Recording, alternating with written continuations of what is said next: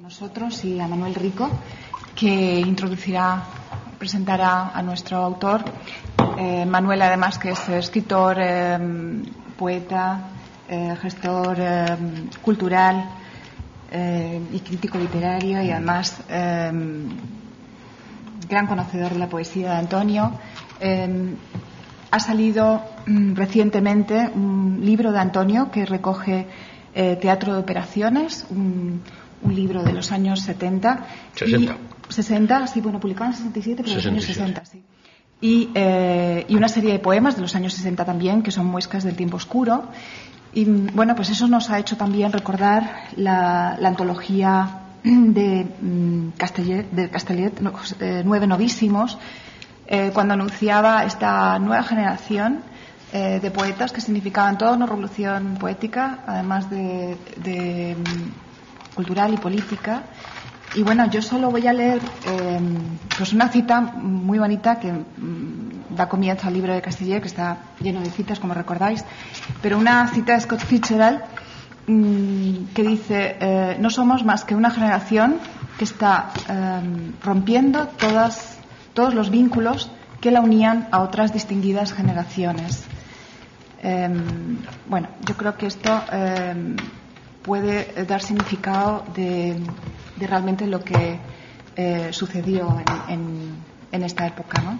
El libro del que os hablo tiene además un magnífico prólogo de Julieta Valero que recoge pues las características de la poética de nuestro invitado, y yo no añadiría mucho más. En cualquier caso, tenemos aquí el libro, si podemos consultar y leer un poco más adelante después de la introducción de Manuel Rico. Muchísimas gracias, Manuel, por estar con nosotros. Gracias. Muchas gracias. Bien, yo había escrito unas líneas, pero yo no sé si leeroslas o leérselas, o hacer una semblanza de Antonio Martínez Sarrión en función de mi experiencia o de la experiencia de mi relación con él a lo largo de los años.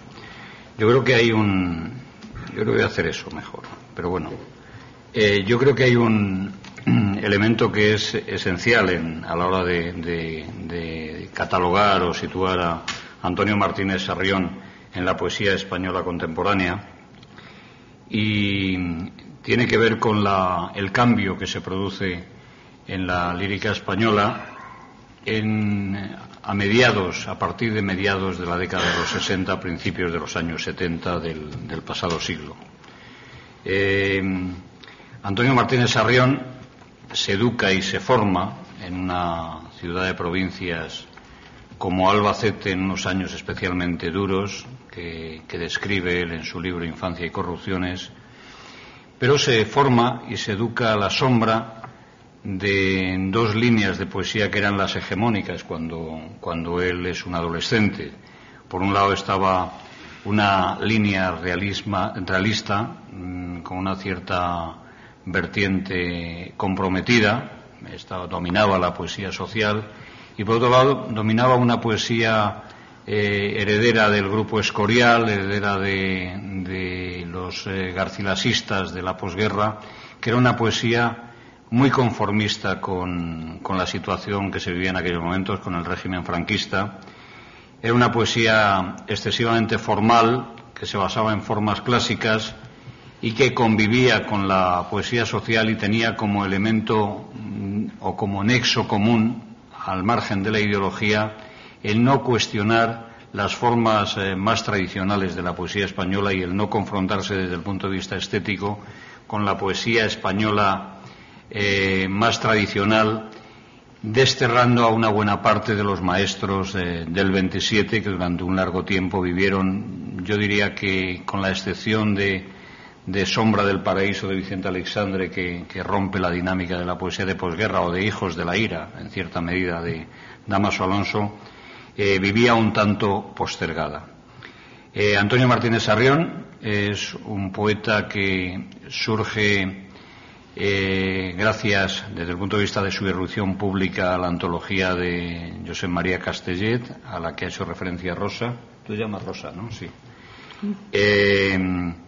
Y forma parte en esa antología del grupo de los senior, frente a la Coqueluche y lo forma con José María Álvarez y con Manolo Vázquez Montalbán. Yo creo que hay aspectos de la poesía de Martínez Sarrión que sobre todo que aparecen después del primer libro Teatro de Operaciones, sobre todo en Pauta para Conjurados o Una tromba mortal para balleneros, que son, digamos, ingredientes que le vinculan con el fondo culturalista de la generación del 70 o del 68, de los novísimos, pero sin embargo ya desde Teatro de Operaciones traza un camino extremadamente singular. Yo diría, luego lo podrá decir él al hablar de su poesía, que Antonio Martínez Sarrión nace en la poesía española, digamos, con cierta influencia de César Vallejo en Teatro de Operaciones. Es una poesía muy apegada a la memoria y a la realidad que vivía en su provincia, pero sin embargo rompe y desestructura el lenguaje que había heredado de los poetas mayores. Y sin embargo, a lo largo de su evolución, donde tantea el campo del surrealismo, digamos, se tutea con las vanguardias, y las vanguardias le influyen en todos sus libros posteriores, ese proceso tiene un momento en el que se produce una depuración del lenguaje y yo diría, y él lo aclarará también, una cierta búsqueda o una cierta vuelta a las raíces. Es decir, no es lo mismo, aunque haya, digamos, un hilo conductor que, digamos, que comparten todos los libros, no es lo mismo el Antonio Martínez Sarrión de Pautas para Conjurados, o incluso de la poesía completa El centro inaccesible que prologó Genaro Talens, que el Martínez Sarrión de Horizontes de la Rada, o de Sequías, o de Acedía, o Ejercicios sobre Rilke, que son sus últimos libros, que viven un proceso de depuración, se intensifica el componente emocional del poema, incorpora o, digamos, refuerza el elemento irónico, yo diría casi sarcástico, incluso en algunos momentos cáustico a la hora de criticar determinados aspectos de la realidad, y de alguna forma vuelve a los orígenes. Casi toda la obra de los grandes poetas es una obra que tiene un trayecto circular, empieza de una manera más o menos vinculada a la recuperación de la infancia y al final acabas cerrando el círculo, volviendo a los lugares del origen e intentando depurar al máximo su poesía. Yo creo que en poetas como Vicente Aleixandre se ve esa evolución, en poetas como Luis Rosales, del que se cumple ahora el centenario. Me refiero a poetas que han llegado a una edad muy mayor, y se produce ese proceso de depuración. Yo creo que Antonio Martínez Sarrión, digamos que está muy apegado desde el punto de vista emocional, y eso lo podrá confirmar él o desestimarlo y negarlo, a esa etapa en la que él comienza a construir su poesía. Yo lo he podido advertir a la hora de leer, digamos, o releer Teatro de Operaciones, que es el libro al que ha hecho referencia Rosa y que es el que se acaba de editar, porque, digamos, sus poemas tienen una terrible actualidad. Es decir, que parece mentira, pero es un libro que está enormemente fresco, no pasa con todos los libros.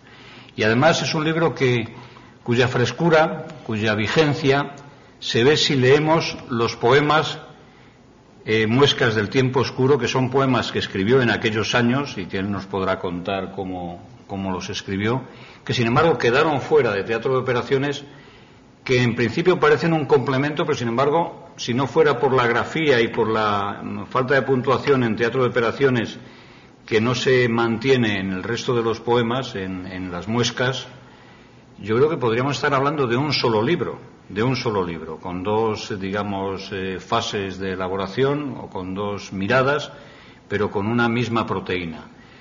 Y al leer esos poemas uno se da cuenta de que luego todas las claves, o sea, en germen están todas las claves que luego desarrolla, incluso en los momentos más vanguardistas. A mí me ha llamado mucho la atención, para mí ha sido una lectura apasionante el poder ver, a mí me gustaría ver si hubiera habido poemas que se quedaron fuera de los primeros libros de Blas de Otero y saber lo que escribía en otros momentos Blas de Otero, que escribía en paralelo junto a los libros que surgieron en aquellos momentos. Entonces yo creo que eso es lo esencial yo no voy a hacer un relatorio de los libros de Antonio Martínez Sarrión, no voy a hacer un relatorio de sus aficiones, porque están contadas en sus libros de memorias, el cine, la literatura francesa, el ser traductor de Baudelaire, uno de los mejores traductores de Las Flores del Mal, porque yo creo que eso está en los libros, lo podéis leer incluso en las solapas de los libros. Yo he querido contaros un poco la impresión personal que tengo al enfrentarme a su obra y la impresión personal que tengo sobre todo a la hora de leer este libro que acaba de salir, Teatro de operaciones con muescas del tiempo oscuro. Y yo no diría más, porque yo creo que lo fundamental es que hable Antonio, y luego le puedo hacer algunas preguntas. Yo creo que la mejor forma de establecer, digamos, o de desarrollar un acto de este tipo es estableciendo, si es posible, en algún momento un diálogo o pidiéndole al autor que clarifique algunos aspectos. Pero yo resumiría diciendo que se trata de un novísimo de la primera hora que no era tan novísimo, no era tan culturalista, tan veneciano como eran otros, que tenía una proteína crítica ya en su primer momento, desde el primer libro, y que ha sido capaz de mantener esa proteína a pesar de que en determinados momentos se incorporó a las vanguardias y tuvo un papel esencial en la renovación estética de la poesía española del siglo XX. Entonces yo no diría más y bueno, dejarles con la palabra de Antonio, que yo creo que es lo fundamental y a eso hemos venido. Muy bien. La presentación de Manolo, que le agradezco muchísimo, que es muy sagaz, como lo que ha dicho de mi obra y de otros poetas, casi no me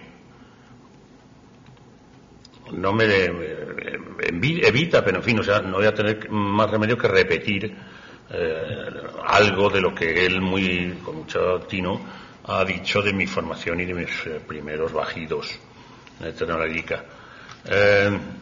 Antes de nada yo quiero agradecer porque hacer dos invocaciones. Primero porque si no en esta antigua biblioteca de la Complutense, sí en el viejo caserón de San Bernardo que está a la derecha. Cuando yo vine a Madrid sin pensar que iba a vivir toda la vida como así ha sido, llevo 40 y tantos años en Madrid, yo llegué en el año 63 buscando preparación para oposiciones en el mundo jurídico, en el que fue la carrera que yo había hecho, seguramente con mal acuerdo, y un grupo de jóvenes poetas que se movían en el ámbito de algo que ya está en las historias políticas de aquellos años de la Universidad y de la oposición al régimen, que era la FUDE, la Federación Universitaria Democrática Española, que era naturalmente un conglomerado clandestino de izquierdas. Los poetas que estaban entonces en la FUDE, a los 3 días de estar en Madrid, montaron una lectura aquí en San Bernardo, y naturalmente viniendo de mi pobre provincia tibetana y lejanísima, y también la muy jesuítica y muy encerrada Universidad de Murcia. Había muchos amigos, pero la verdad es que era un convento regido por un alférez provisional, una cosa horrible, que era el rector de Murcia. Pues cuando yo llegué a Madrid y leí en la Facultad de San Bernardo, ya me creí, bueno, pues ya he triunfado absolutamente, ya no tengo que leer nada más en la vida. Leí unos poemas seguramente muy malos, y entonces dije, bueno, como ya he leído en Madrid y en la vieja Facultad de San Bernardo, ¿qué quiero más? Ya puedo morir tranquilo, como decía el patriarca ante el niño Dios. Y quiero agradecerlo porque la verdad es que con la ingenuidad de aquellos años, pero es inolvidable, mi encuentro con un público de Madrid que seguramente no era mucho más extenso del que estamos aquí en la Complutense. Sí es cierto que había conmigo aquel día un poeta sevillano muy gracioso que llevaba toda su obra, luego no siguió en la poesía, la llevaba en el bolsillo, y José Miguel Ullán, que también entonces era un hombre muy activo, ahora muerto el año pasado, hace un par de años. Un poeta experimental muy notable, y que entonces era un joven el amor peninsular, que un joven poeta absolutamente comprometido y rojísimo, mucho más que yo y que nadie. Bien, También quiero hacer otro homenaje, otra petición para compartirlo con todos vosotros. Has dicho tú lo de Luis Rosales, que era un poeta muy notable, pero yo estoy últimamente volviendo y seguramente tienes razón porque o la razón es la segunda entrada de Serrat en el mundo de la poesía de Hernández, que me ha dejado totalmente fascinado. He vuelto a Miguel Hernández, claro, y la verdad es que estoy desde hace días y días con Miguel Hernández en la cabeza. Tanto es así que he escrito un texto que va a salir en el número de mayo de Cuadernos Hispanoamericanos de homenaje a Miguel Hernández, y que yo quiero reiterar aquí con todos vosotros, que estoy convencido de que lo compartís, porque Miguel Hernández, es decir, en el grupo suyo, que no se sabe si es el último del 27, el primero del 36, era seguramente la criatura más dotada para la poesía, incluso más que Federico García Lorca. Era la persona más dotada para la poesía, y entonces, porque a Federico por lo menos lo liquidaron y pasó una noche mala y a la madrugada lo mataron, pero a Miguel lo tuvieron en un vía crucis de 12 prisiones para rematarlo en Alicante, para dejarlo morir, que es lo que hicieron, como se sabe perfectamente. Bueno, yo no quiero calentarme muchísimo, pero sí recordar muy emotivamente a un hombre que sufrió lo indecible y que era el poeta más dotado posiblemente de todo el siglo XX. Y a mí se me corta la respiración todavía. Se me corta la respiración. Bueno,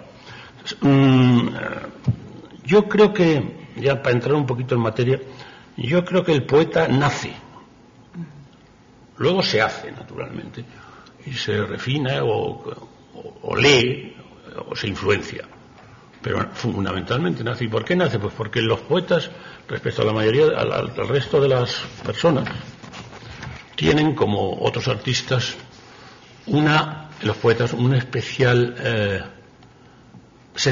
sensibilidad para la palabra. La palabra para el resto de los mortales y para los propios poetas, cuando van a un supermercado y compran lechugas, pues es funcional.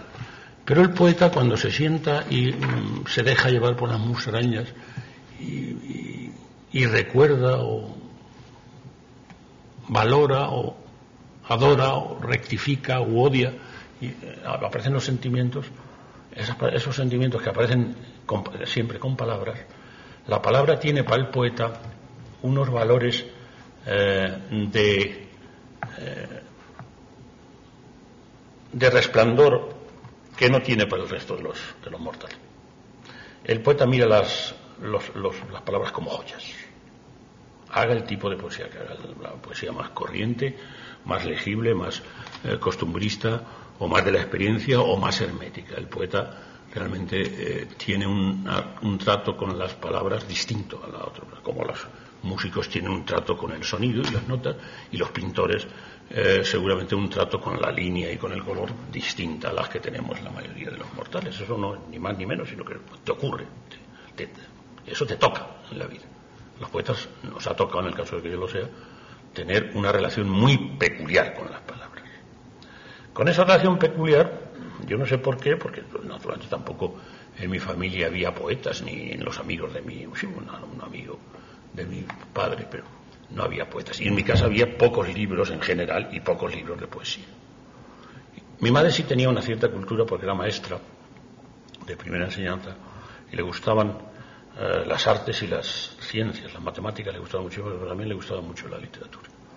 Y ella, cuando yo era chico, ya me fui introduciendo en lo que ella, lo que pensaba que era la poesía mayúscula, que era el pobre Gabriel y Galán o el pobre don Ramón de Campoamor. Así eran las cosas en los años 40 en Albacete. Yo no sé por qué o por cuándo, seguramente por las bibliotecas públicas a las cuales yo tenía acceso y que estaban cuidadosamente seleccionadas y habían eliminado a todos los masones rojos, comunistas y gente de mal vivir, que estaban todos los libros suyos, los habían quemado, los habían retirado. Pero alguno quedaba, por ejemplo, la primera edición que yo pude sacar, que es misterioso, la primera edición del Instituto de un niño de 13 años, que era yo, me acuerdo cuál era pude sacar la primera edición de la revista Occidente de El romancero gitano. En el parque de mi pueblo, a los 13 años, leí El romancero gitano y lo leí otra vez y no me lo podía creer, porque realmente era traspasar, es decir, meterme en un mundo absolutamente distinto y fascinante que solo me había dado también el cine en colores. Era la misma experiencia, era una experiencia lisérgica casi. Yo leía al romancero gitano, que además es un libro con una estructura tan dramática, porque Lorca era fundamentalmente un hombre de escenario y de teatro, incluso en su poesía, yo creo que era así de bueno, pero un hombre de escenario y de mini piezas dramáticas.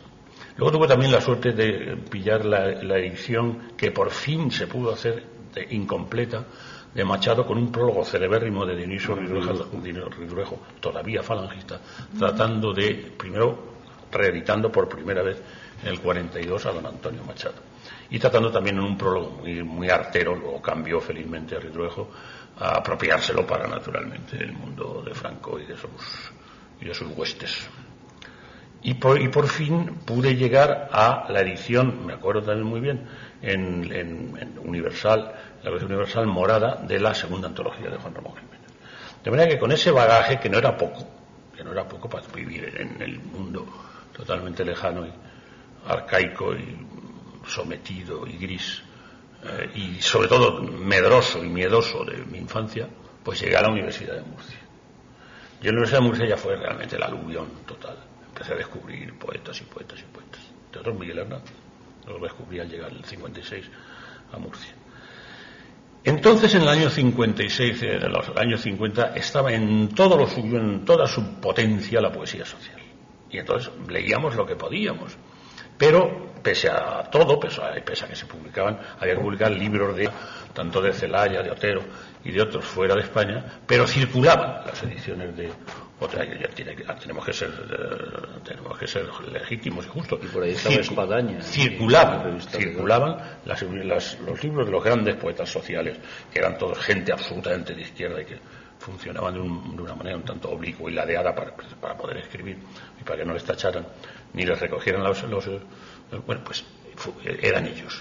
Y entonces, tanto ellos, los españoles, como los latinoamericanos, es decir, tanto negros, fundamentalmente los poetas de esa cuerda, como Neruda o como César Vallejo, pues yo creo que me ocuparon toda mi carrera.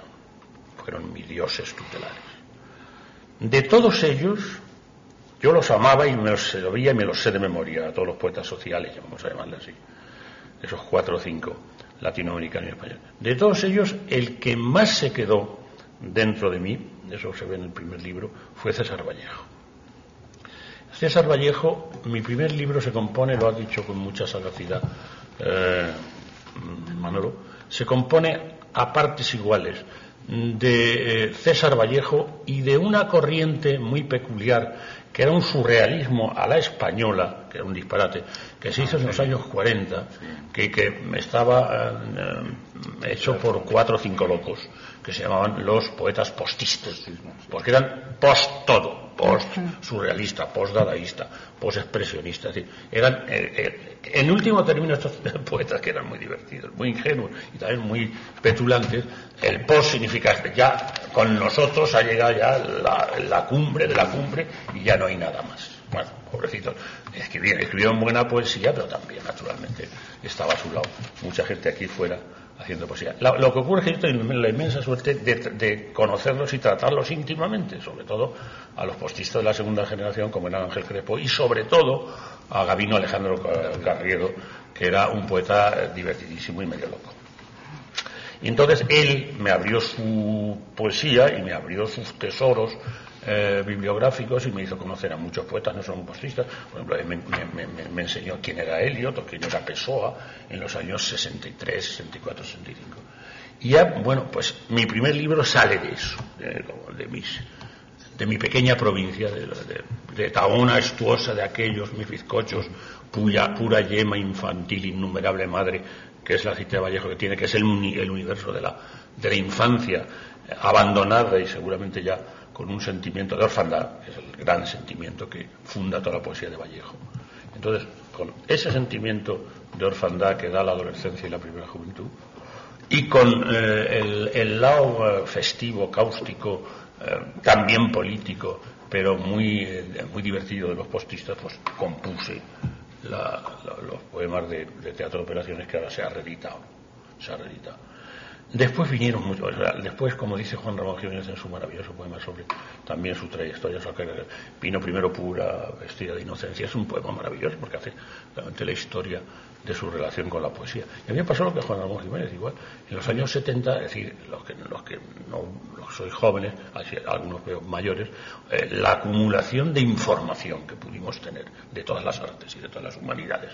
En los años 60, del 64, 65, hasta la transición o más, fue asombroso. Es decir, no había tiempo para asimilar tanto. Pudimos, con poco dinero, porque yo por lo menos era pobre, movernos y salir de vez en cuando y pasar un fin de semana en Londres o en París y traernos naturalmente montones de libros y ponernos locos de ver cine por allí, el que podíamos pillar. Y claro, es decir, lo que ocurre, y leer muchísimo, y cambiar muchísimas opiniones y muchos libros entre nosotros, lo que fuimos luego novísimos. Pero ocurrió un dislate, que en la poesía, o en mi caso, y creo que en la parte de ellos también, llegó a ser, como dice Juan Ramón Jiménez, una reina fastuosa de tesoros o iracundia de hiel y sin sentido. Es decir, yo me quedo con lo de sin sentido porque realmente el culturalismo aquel exhibicionista de los libros novísimos de los años 70, por lo menos yo no voy a hablar de los otros, que también creo que incurrían en ello, incluso los mejores, como Leopoldo Moría Fanero, incluso los mejores como Pérez Ferreo, Guillermo Carnero, abusamos muchísimo de un exhibicionismo oblicuo y de guiños al posible lector, que era siempre pequeñísimo y poco visible, y realmente hubo que cambiar de tema. El cambio, el abandono naturalmente de la reina fastuosa de tesoros por vía de depuración y de economía y de elipsis, que han sido realmente lo que desde los 80 ha orientado, creo, mi poesía, se hizo en principio, yo creo que exactamente en los 80, que aparece en mi cuarto o quinto libro de poemas, el elemento amoroso, que no, por supuesto ya había pasado, la de Caín con chicas que había dejado y que me habían dejado, todas esas cosas. Yo lo vivía de una manera muy intensa, tanto fundamentalmente los abandonos, porque cuando uno abandona no lo pasa tan mal como cuando es abandonado, como sabemos perfectamente. Bueno, pero no había aparecido ese latido o esa tecla. Y esa tecla o esa fibra aparece en el 80 y ya aparece el amor, el tema amoroso que fue, por los críticos, fue realmente señalado. Hombre, por fin a Sarrión parece que tiene sentimientos y no solamente sarcasmos. Bueno, pues eso ocurrió. Y luego, a partir de entonces, ya digo, por vía del amor, me metí en elementos en lo que sigo, en que predomina la elipsis, la economía verbal y naturalmente el figurativismo y realmente el poema legible, pero no atento a las normas de legibilidad que los poetas de la generación siguiente, algunos de ellos muy buenos, casi impusieron teóricamente en sus publicaciones como norma. La legibilidad tiene que ser regla fundamental del poema y tal. Bueno, pues mire usted, no. Yo a ese respecto siempre repito, y lo voy a repetir aquí para vosotros, para ustedes, la mejor poética se ha hecho sobre si legible o no legible, el de la poesía. Alberti, que era un grandísimo poeta, en 2 versos lo sentenció y lo dijo para siempre. Dijo, y realmente estableció una poética en 2 versos. Y la poética es así: poeta, por ser claro, no se es mejor poeta. Por oscuro poeta, no lo olvides, tampoco. De manera que, claro, es decir, lo que hay que hacer, todo el que aspira, y yo sigo aspirando a saber alguna vez hacer un poema que esté medianamente bien hecho, tiene que tener en la cabeza que hermetismo y figurativismo o claridad no tienen nada que ver con la calidad de la poesía. Dicho todo esto, las vanguardias, es cierto que para nosotros, a mi generación y para mí, incluso ya cuando estaba en Murcia, las vanguardias eran el deslumbramiento total. Yo caí en adoraciones un poco ridículas, como mi primer libro, es decir, escribir todos los poemas sin mayúsculas, que era realmente una excentricidad un poco banal, ¿no? Porque hacer minúsculas y no minúsculas. Bueno, pues entonces eso era un atributo al dadaísmo y a las vanguardias. Las vanguardias, yo estaba pensando, y el otro día en 3 poetas, y aquí me los he apuntado para no olvidarlos, en tres grandes poetas vanguardistas, Rimbaud, Ezra Pound y el propio Leopoldo María Panero, hay que tragarse montones y montones y montones de broza, para entendernos, para encontrar una joya, que la encuentras, sobre todo en Pound y sobre todo en Leopoldo María Panero, pero incluso en Rimbaud, el Rimbaud que los surrealistas adoraron como su dios tutelar al lado de Dotamón, el Rimbaud de la temporada del infierno o el Rimbaud de las iluminaciones, yo tengo que decir, y a veces me da vergüenza o me lo han reprochado, que me aburre profundamente. Y entonces yo le di muchas vueltas por qué me aburría tanto el Rimbaud celebrado por los surrealistas. Y lo que hice para quitarme de esa mala conciencia fue enganchar el Rimbaud poeta en verso, no el de las iluminaciones, no el de la temporada en el infierno, y lo pasé maravillosamente bien, una traducción de todo el Rimbaud, no adorado por los surrealistas.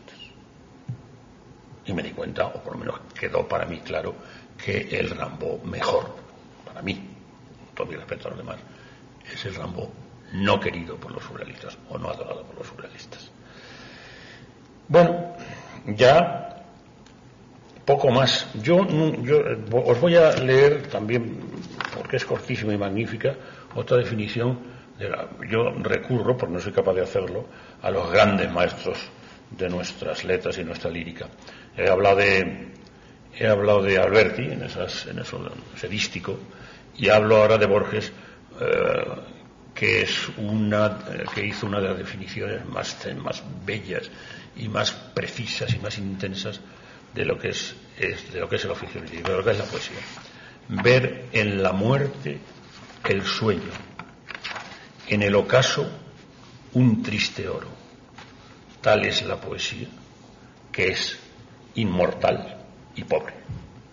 Yo creo que es difícil alcanzar un grado de definición como Alberti y Borges lo hacen, porque claro, ellos sí eran grandísimos maestros. Entonces los que no llegamos más que a pequeños aprendices, pues comparecemos aquí, y os agradezco muchísimo vuestra presencia, y lo que voy a hacer, para no daros mucho la lata, es haceros una lectura de poemas cortos y no muy latosos, tampoco muy herméticos, porque claro,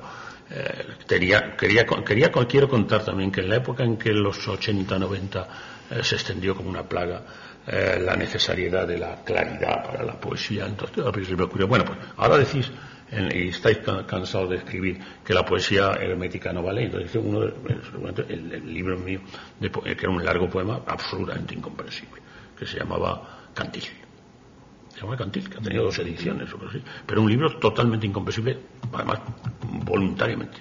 Es decir, para darle, por supuesto no lo decía, pero para darle un poquito el mentis o para evitar o para negar esa legibilidad como regla fundamental y sin la cual no se podía hacer poesía. Bien, pero eso fue una excentricidad mía de los 90, porque en gran medida la poesía y las artes, sobre todo las artes del verbo, pues son de ratos perdidos, y no hay poeta que no sea un poeta de domingo. Entonces, bueno, pues yo me tengo como poeta de domingo y estoy muy contento, y ya les digo, quiero alguna vez hacer un poema que no llegue a Borges ni a Alberti, pero que se acerque lo más posible. El cine de los sábados, del primer libro, son experiencias infantiles que luego las agregué en mis memorias. Decían maravillas del cine, galerías de luz parpadeante entre silbidos, niños con sus mamás que iban abajo. Entre panteras, un indio se esfuerza por alcanzar los frutos más dorados. Yvonne de Carlo baila en Sherezade, no sé si danza musulmana o tango. Amor de mis 15 años, Marilyn, ríos de la memoria tan amargos.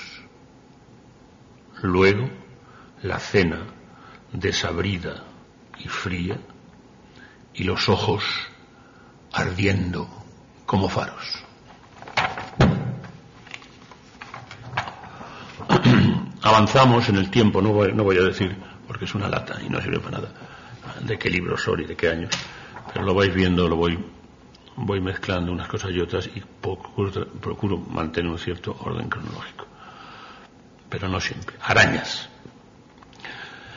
Este cansancio de tardes volcadas como tintero,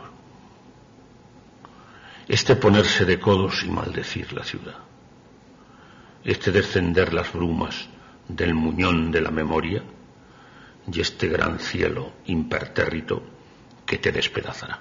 Se puede ver, era una época de mucha felicidad de mucho optimismo del poeta, que naturalmente sabemos desde Eliot y Gil de Viedma que comparece a alguien que no es la persona, sino un personaje que se crea, que es el que comparece en el verso. Pues el que comparece en el verso, el poeta que habla ahí, no está en un momento muy bueno. En cambio, esto veréis que sí.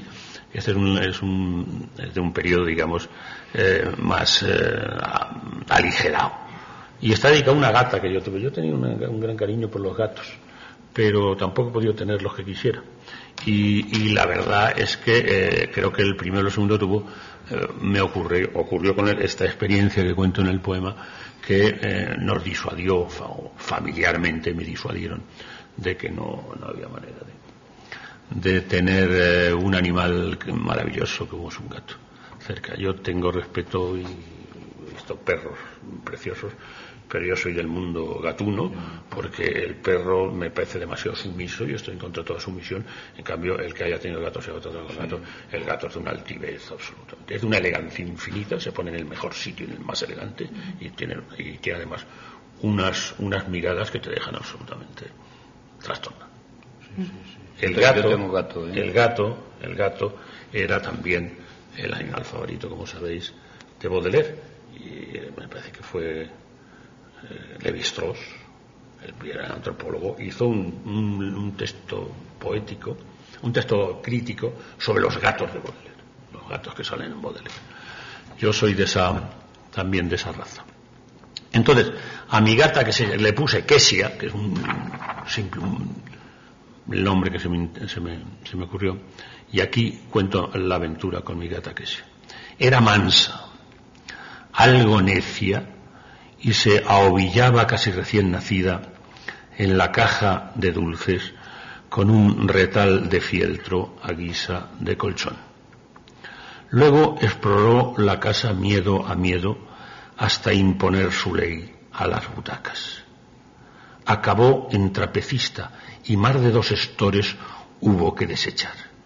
Su estilo dio en precioso y el reiterado tufo de tanta deyección solo era condonado al recortarse regia contra el cegante murallón de junio.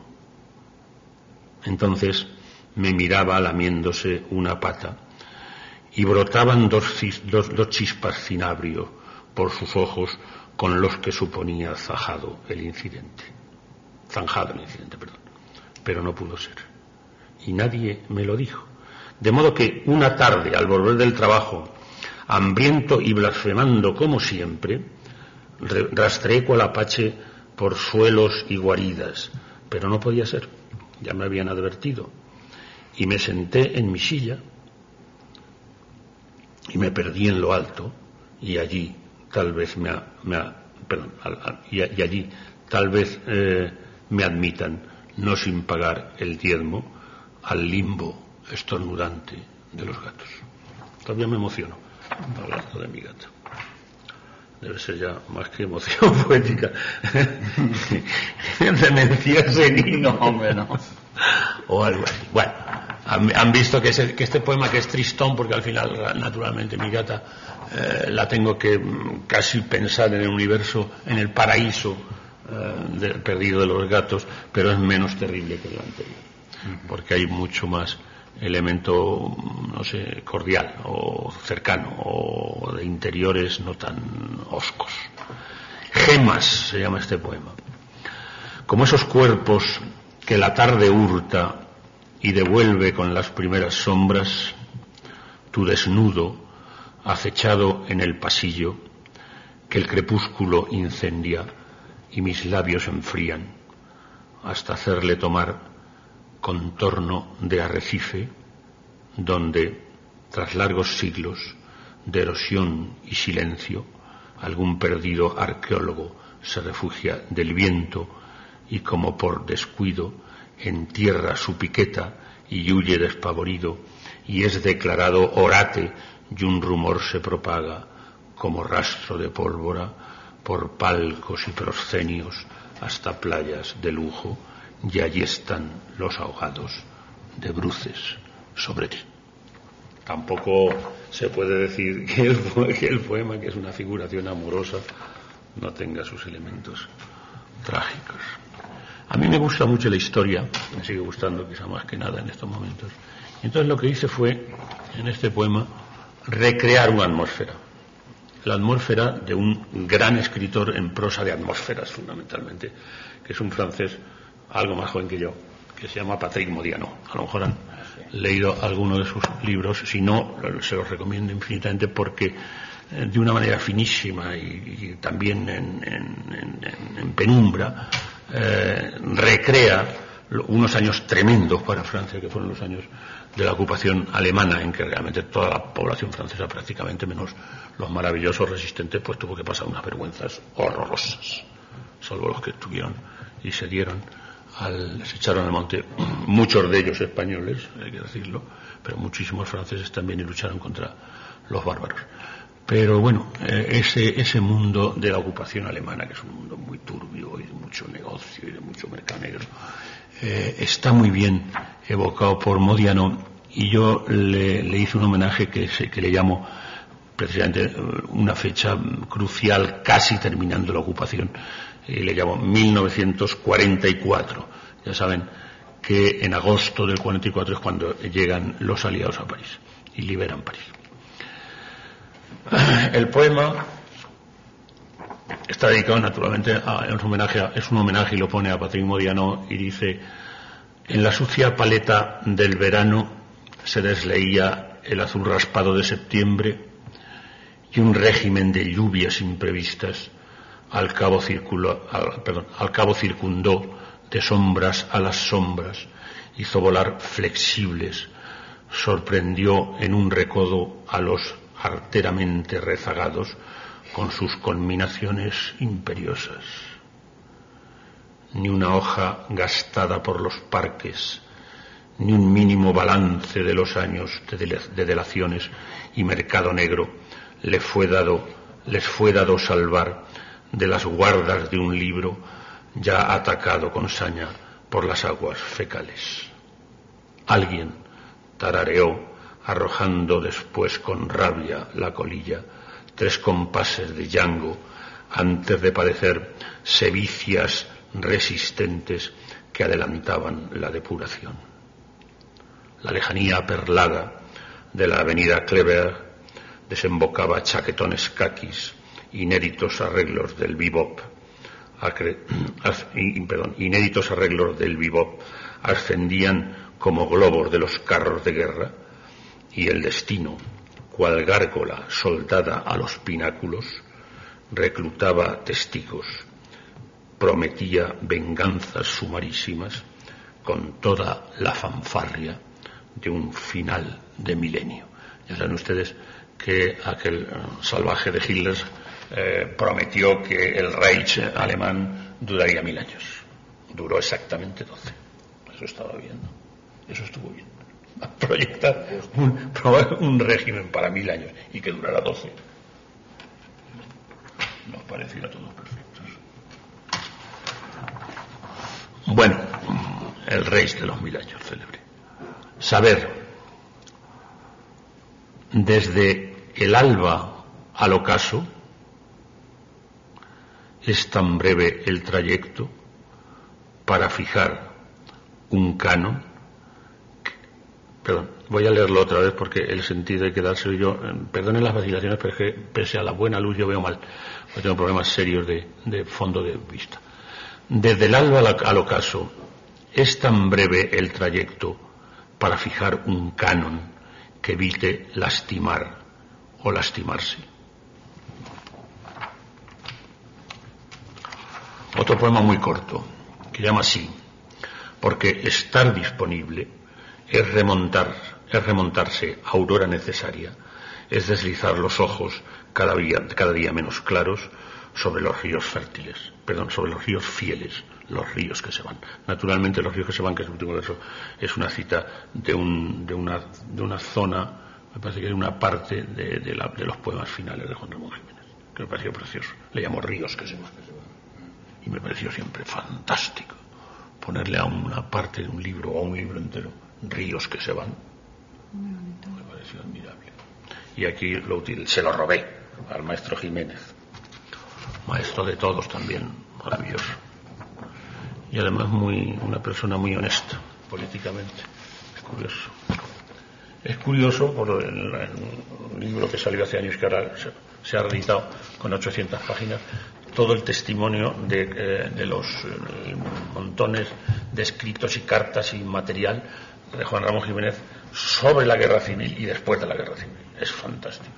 Se ve, es decir, la categoría ética de Juan Ramón Jiménez, que le dio bastantes lecciones a muchos de los poetas siguientes, que también eran muy buenos, de la generación siguiente. El ejemplo más alto también con Juan Ramón fue don Antonio Machado. Pero como vivió muchos años después Juan Ramón Jiménez, pues tuvo que tenérselas a mucha gente y marcarles la pauta y darles un tirón de orejas. Las poetas de aquí y de fuera y del exilio. Derecho de conquista, este es otro de mis poemas amorosos, luego quiere decir que será sobre el 80, cosas así.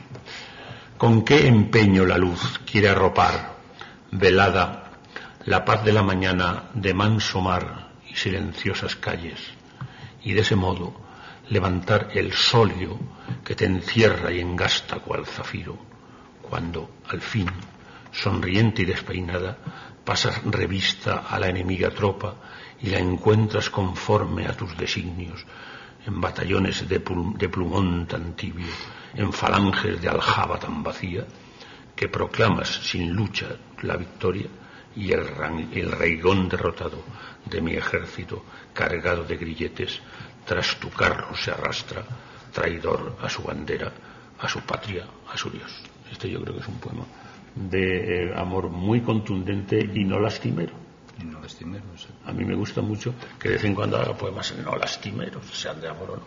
Y este sí, la verdad es que de todos los que he leído, si me permitís la confidencia, el que más me ha gustado es el derecho de conquista. Voy a ir abreviando para hablarlo un poquito. Este también es un poema de amor, que se llama Dirección Obligatoria. Ahora que voy creciendo y el cauterio disminuyó su paroxismo y un dorado silencio preñado de destino aventó el griterío, ahora ya borrada la sangre que el tornado dejó por los cegados corredores, goteante y en vilo, porque aún escoltado por el miedo, abro los ojos a la cercanía de tu sonrisa cómplice y campanas de nuevo rescatadas y vencejos ebrios de tarde arden con una sola flecha indicadora que reiteran los cruces innúmeros del mundo y a ti y a tu cuerpo conduce ese pequeño y abrigado puerto donde arribo sediento pero en paz. También este es un poema que elimina digamos el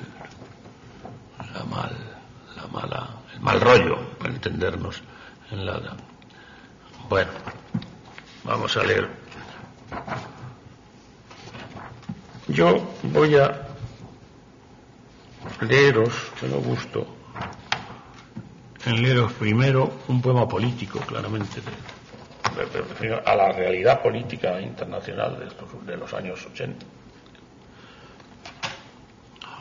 Un comentario dolido en el año 98 con motivo, se llama Arqueo Navideño 98, y en el 98 por aquellos tiempos debió haber alguna barbaridad que hicieron los norteamericanos en Oriente Medio. Y bueno, eso salió este poema.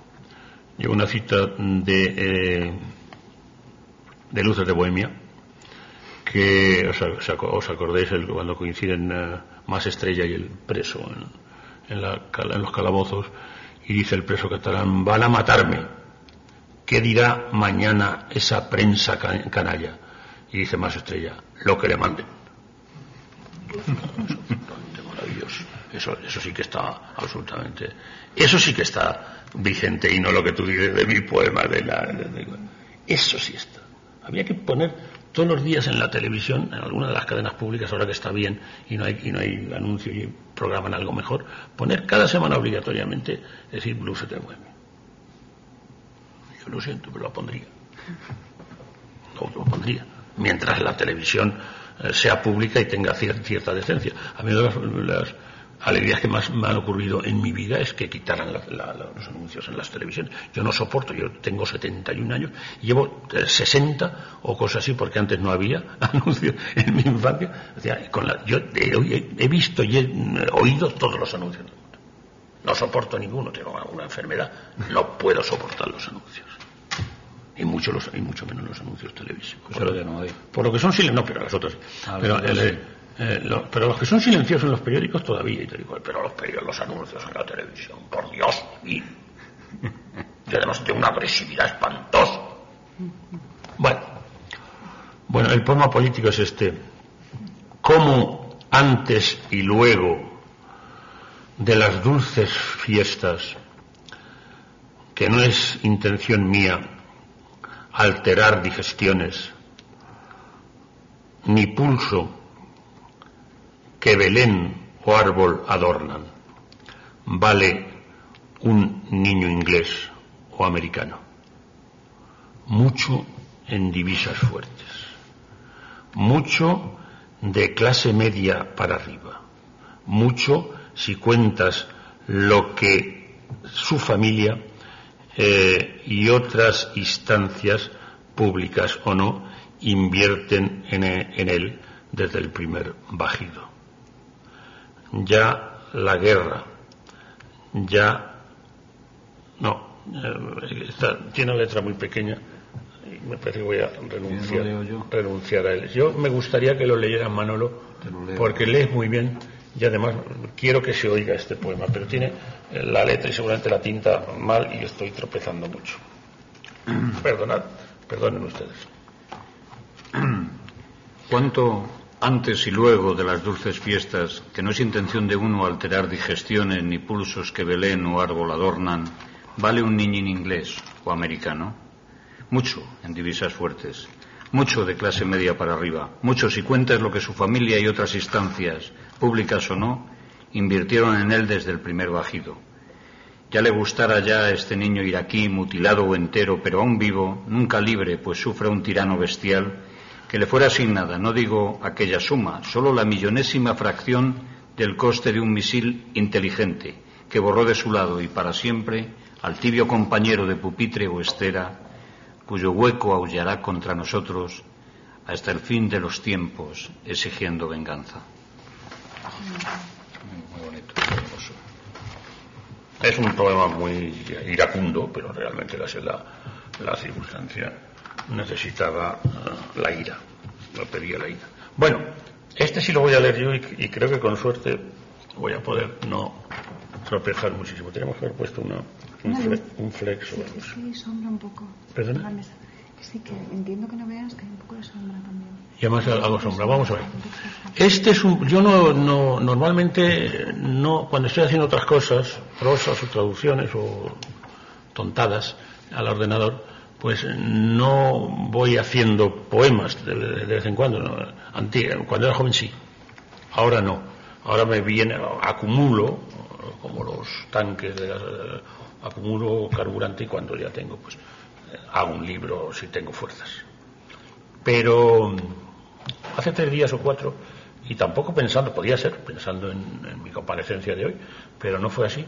De pronto, no sé por qué, pero se me metió como un tren rápido un poema. Y lo voy a estrenar con muchísimo gusto, valga lo que valga, ante ustedes, que son, naturalmente, si están aquí, amigos míos y amigos de la poesía. El poema se llama Dioniso con cuentagotas. Ya saben que Dioniso que es tonto que yo lo aclare, es el dios Baco, que también se llama de otro nombre Dioniso, el dios de la fiesta y de la juerga.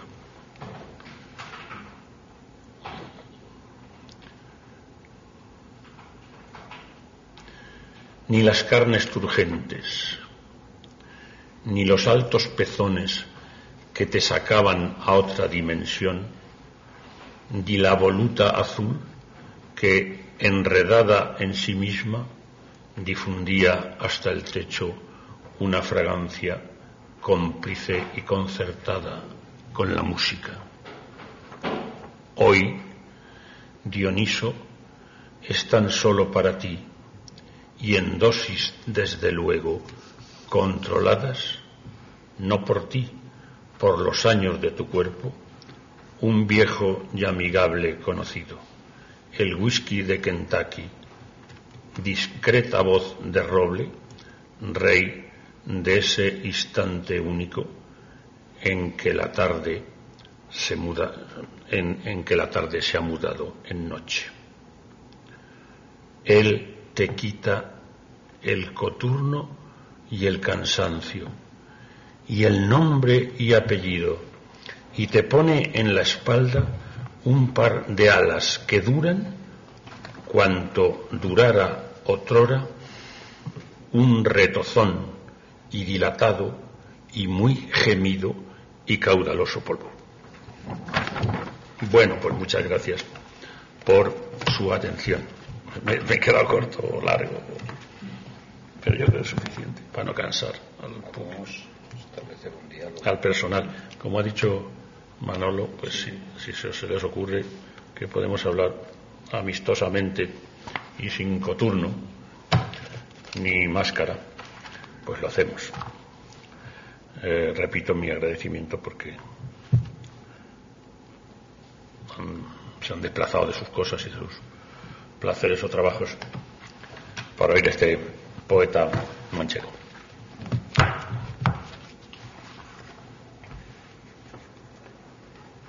Pues no sé si hay alguna pregunta. ¿Alguien quiere intervenir? Sí, yo quiero hacer una pregunta.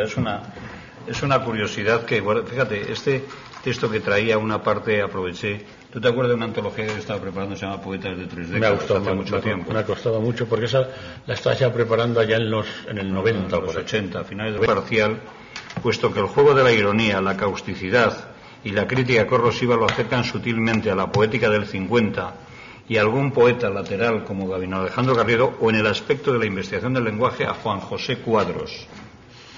Yo no he leído nunca. ¿No lo leíste? Bueno, pues fíjate, eso me... Si lo leíste, sí, seguramente. Sí, hay un libro maravilloso, se llama Memoria del Camino. Él se acercaba al postismo, lo que pasa que era un poeta que venía de otra tradición. Entonces, si no lo has leído, la pregunta sobra, porque es evidente que yo he descubierto ahí una presencia que no es... Me has preguntado por Cuadros. Cuadros, Juan José Cuadros. La verdad es que ese nombre me suena, pero... Era un poeta, en aquella época publicó varios libros. Yo creo que el libro Memoria del Camino estaba publicado en la colección esta de León, de Provincia. Entonces, si tú me dices que estaba... Y era en la época en que escribió Gamoneda Blues Castellano, un libro anterior a Blues Castellano, y bueno... O sea que la pregunta mía era esa. Trataré de buscarlo porque ahora mismo en internet, por ejemplo, cualquier poeta, tú y yo, sí, cualquiera, y Alberti y Borges, es decir, por lo menos hay antologías que podemos leer gratuitamente. Y luego la otra es una referencia, cuando hablas del prólogo de Ridruejo a Antonio Machado, hay un libro maravilloso de Araceli Iravedra que ha salido hace poco, que se llama Machado y el grupo de Escorial, el poeta rescatado se llama. Entonces es toda una reflexión y un recorrido por todos los poetas de la generación del 36, cómo leyeron y metabolizaron a Antonio Machado. Sí. Entonces leyeron al Machado más intimista, más familiar, al de las soledades, al primer Machado. Claro. Y eludieron y quizás el mejor, eludieron el Machado más cívico, de los poetas más directamente comprometidos. Del Campo de Castilla. Exacto. Y del Campo de Castilla rescataron la parte más intimista de Campos de Castilla. Entonces, tú compartes esa idea. Es decir, yo creo que incluso los poetas del 36 que se habían comprometido con el régimen, eran poetas que tenían mala conciencia. Tenían muy mala conciencia. Es decir, eso se sabe perfectamente porque yo no sé si lo han dicho o lo han dicho sus familiares, pero yo sé muy fidedignamente que, bueno, lo contaron en la película de Chávarri, en El Desencanto, y lo contó Felicidad Blanc en sus memorias, y muchas referencias y muchas horas que yo, cuando éramos jóvenes, yo más viejo que él, y todavía estaba suelto por ahí por el mundo, porque podía estar suelto, el pobre Leopoldo María Panero, pasamos muchas horas hablando. Y entre las cosas, entre unos y otros, es decir, poetas tan importantes en el 36 como Leopoldo Panero padre, que era un buen poeta, sí. y Luis Rosales, se pasaban auténticas noches de charla y de copas y de tabacos, que entonces se tomaba mucho, yo creo que dándole vueltas y vueltas y vueltas a su conciencia. La mala conciencia de Leopoldo padre tenía que ver, naturalmente, porque él era un hombre cercano al Partido Comunista, no sé si militante antes, y amigo íntimo de Neruda, antes de la guerra. No sé si saben ustedes que a Leopoldo Panero le tocó el 36 en León, en Astorga, en un sitio, entonces se lo llevaron desde su pueblo donde salía veraneando, soltero todavía Leopoldo en el 36, y lo metieron en el hostal de San Marcos de León y lo condenaron, y también estaban a punto de condenarlos a muerte. Y intervino en aquel momento Felicidad Blanc, que era novia suya, que no se habían casado, se casarían en el 39 o en el 40, porque Juan Luis nació en el 40 o 42. Entonces intervino Felicidad Blanc, que era hija de un médico famoso, con clientela madrileño, intervino porque resultaba que Felicidad Blanc tenía parentesco con doña Carmen Polo de Franco, con la mujer de Franco, y consiguieron por esas intermediaciones que a Leopoldo Panero no lo fusilaran inmediatamente. Se convirtió. Entonces se convirtió, desgraciadamente. Y Luis lo mismo. De Luis se sabe mucho tiempo. A mí me llegaron a decir, y yo no me lo creía creer, y realmente tuve razón en no creérmelo, que Rosales poco menos que era el que había denunciado a Federico García Lorca. Eso no fue cierto. De todos los hermanos Rosales la cosa ya es más complicada. Claro. Pero Luis estuvo muy bravo, y todo el mundo lo ha dicho, y Gibson es un hombre muy honesto y ha estudiado la cosa. Luis Rosales detuvieron a Federico en Granada cuando él estaba en la sierra, en el frente, y volvió a la noche a su casa, porque venían a su casa, y en el momento que se enteró Luis, que adoraba que era el discípulo de Federico, se fue al gobierno civil que llevaba un militar, un comandante Valdés, un canalla de última categoría, y le dijo, haga usted el favor de soltar a mi amigo Federico García Lorca. Y el otro, naturalmente, el comandante dijo, te vas inmediatamente de aquí, si no te meto con él y te fusilo mañana. Así estaban las cosas. Sí, claro, es decir, estuvo bravo Luis Rosales, por lo menos dio la cara y se la jugó. Pudieron fusilarlo. Sí, esta reflexión iba a propósito de... Pero luego, perdona ya, con el tiempo, ellos, tanto Leopoldo como Luis, fueron hombres cercanísimos al régimen, fueron hombres absolutamente paniaguados del mundo cultural del régimen. El régimen los mandaba, como a Dionisio, como a Agustín de Foxá y a otros, a América Latina a hacer patria franquista en todos los foros culturales de América Latina entera. Y naturalmente les tiraban muchísimos tomates. Y bueno, entre tomatina y tomatina, aquí en las noches de Madrid, pues me imagino que Luis y Leopoldo pues se emborrachaban brutalmente, y no lo digo yo, lo dice eso, la viuda de Panero. Y a Dionisio le pasaba más o menos lo mismo. Es decir, Dionisio, no solamente en el prólogo a Machado de la teleantología que yo leí, en que trata de traer a un poeta claramente republicano y masón, en todo caso institucionista, y que no tenía nada que ver, odiaba el fascismo y todo lo que significaba, y se lo intenta traer a las filas argumentando que hay que ver lo que tú dices, que Machado es realmente un poeta íntimo. Pero no solamente acaba ahí la historia. Investigando estos días, estos tiempos, por el choque que yo he tenido con la vuelta a Miguel Hernández por Villa Serrat y por vuelta a los libros, entonces hay un momento en que Dionisio, que entonces era importantísimo, era el superministro de Cultura de Franco en los años 40 o 41. Y es cierto que en el 40, él y Cosío, que era un hombre también de derechas y que había hecho la enciclopedia de los toros, que todavía se vende por ahí, y que le había dado trabajo a Miguel Hernández aquí, porque Miguel era pobre como una rata, y le dio trabajo para que, hay muchos, ya se sabe que artículos de los toros y de los toreros, algunos están hechos por Miguel Hernández. Bueno, pues a Miguel lo condena a la muerte, después de una peripecia que no voy a contar aquí, que está en los libros. Y entonces intervienen Cosío y Ridruejo y algunos más, y también por vía de acudir a los ministros y a Franco, le conmutan a Miguel por cadena perpetua. Pero es que luego, yo quiero que en la biografía que ha salido de Eutimio Martín, me ha dicho, está recién aparecida, y quiero leer la de Miguel Hernández, porque va a ser posiblemente la biografía canónica hasta ahora, porque hay una de Agustín Sánchez Vidal, que no es muy buena. En ese momento, Ridruejo está muy bravo y muy bien en favor de Miguel Hernández, pero cuando Miguel, en esa especie de viacrucis infame de cárceles, de 12 cárceles que estuvo, está en la de Ocaña, en el año 40, ya hay testimonios de que tanto Cosío como no se llegan a decir Dionisio o su nombre, o gente del grupo Escorial, que eran ellos naturalmente, que eran Rosales y eran Panero y todos estos, es decir, se van con toda la jeta del mundo a la prisión de Ocaña y le dicen: mira, Miguel, si tú te pasas a nuestro bando y escribes en favor de nuestro bando, posiblemente la condena se va a bajar y posiblemente salgas en un plazo. Y Miguel Hernández le escribe una carta que anda por ahí y que se puede leer, es decir, a Josefina, a su mujer, a Josefina Manresa, y le dije: Josefina, actúa todo lo que puedas para que me cambie, porque tenía ya problemas gravísimos ya, y tenía que ir a un clima más benigno, que era de Alicante. Actúa para que me cambien a Alicante, que no lo puedo soportar. Y lo que no podía soportar era la presión de ellos para que... es humano, ¿no? Claro.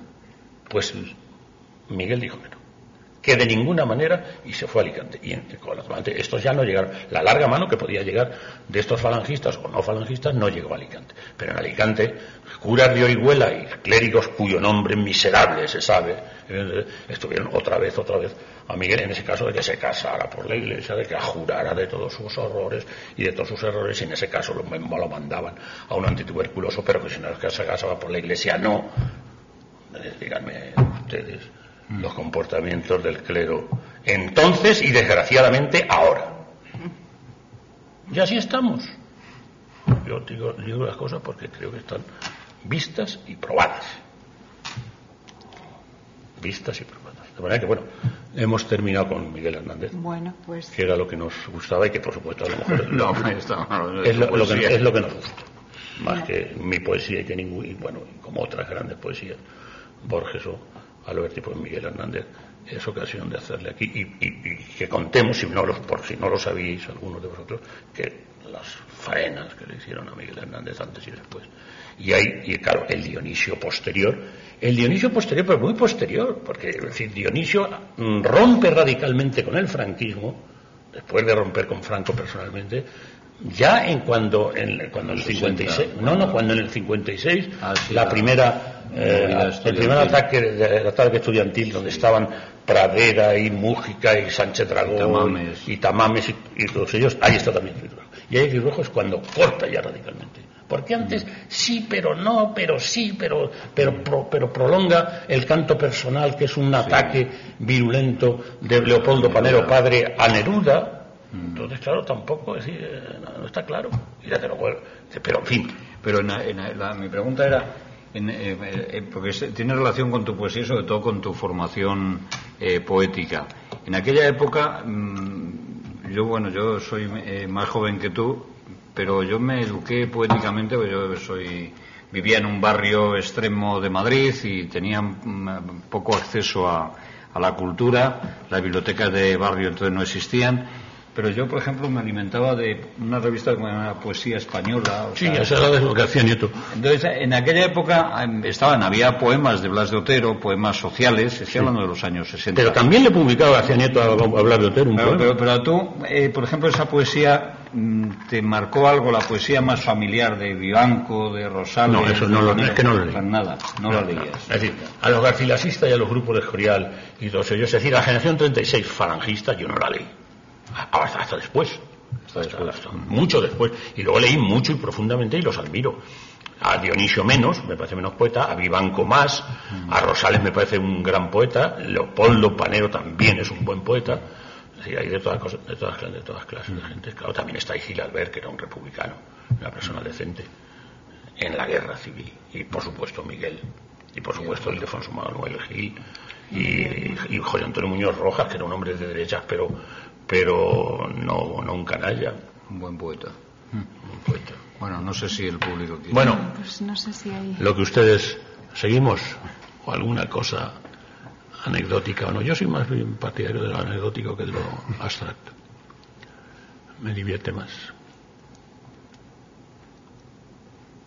Pues casi podríamos dejarlo aquí. No hay una pregunta más, ¿no? Muchísimas gracias. Muchísimas gracias, Antonio, por tu libro.